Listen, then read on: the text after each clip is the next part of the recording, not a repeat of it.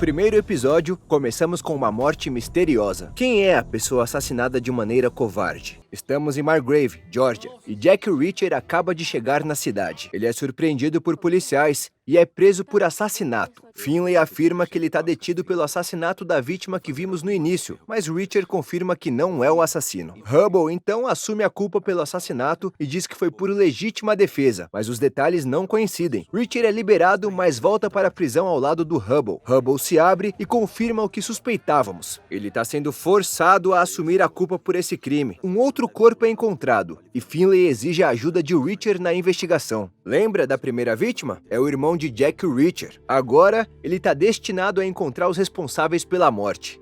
Eu vou achar os responsáveis por isso e vou matar cada um deles.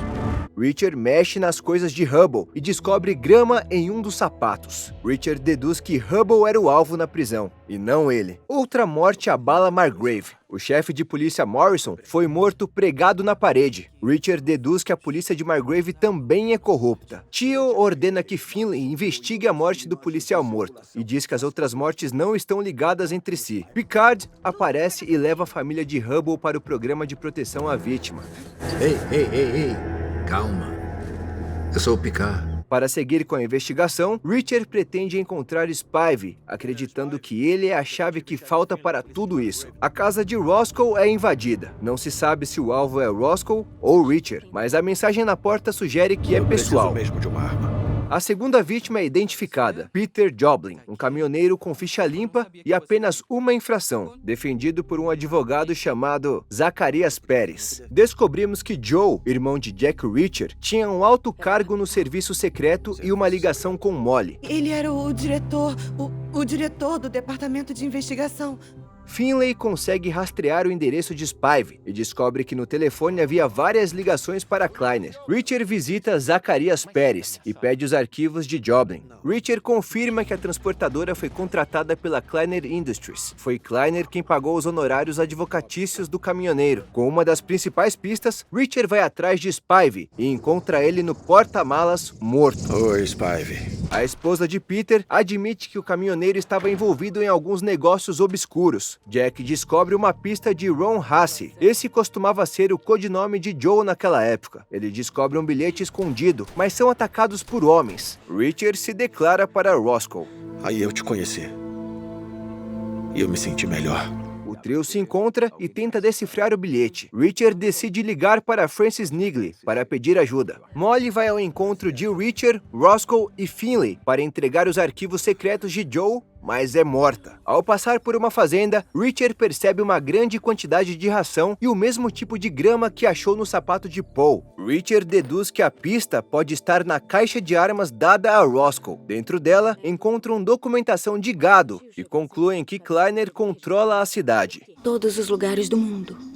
Por que Margrave? Reacher explica que Margrave se liga a pelo menos 6 estados, e isso pode ser usado para evitar qualquer operação policial. No legista, Roscoe verifica o registro de Gray e percebe que as lacerações têm formato de diamante, e quem tem diamantes na bengala é Teal. Nigley decide que vai investigar o Viking com mais detalhes e descobrir o que eles sabem. Finlay entra no escritório de Kleiner e encontra ele com a garganta cortada. As tensões aumentam entre Finlay e KJ. O jovem acredita que Finlay matou seu pai. O esconderijo de Roscoe é comprometido. Charlie e as meninas agora precisam fugir. Charlie revela que Paul foi atraído para a lavagem de dinheiro por Kleiner na Venezuela.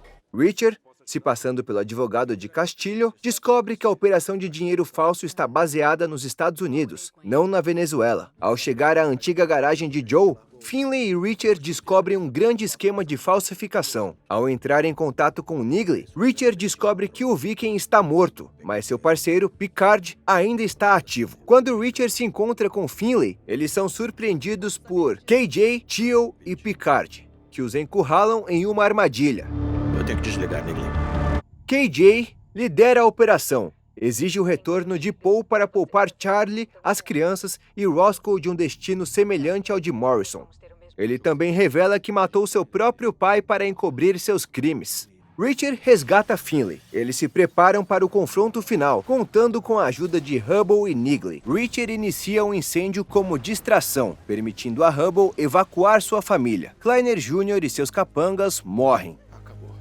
A série encerra com Roscoe decidida a reconstruir a cidade e Reacher sugerindo que ela se candidate a prefeita. Já Finley decide retornar a Boston para viver sua vida como sempre quis.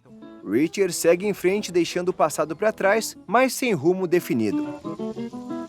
Atenção! A próxima missão de Reacher já tem data marcada para começar. A segunda temporada vem com muita sede de vingança, com aquele jeitão Jack Reacher.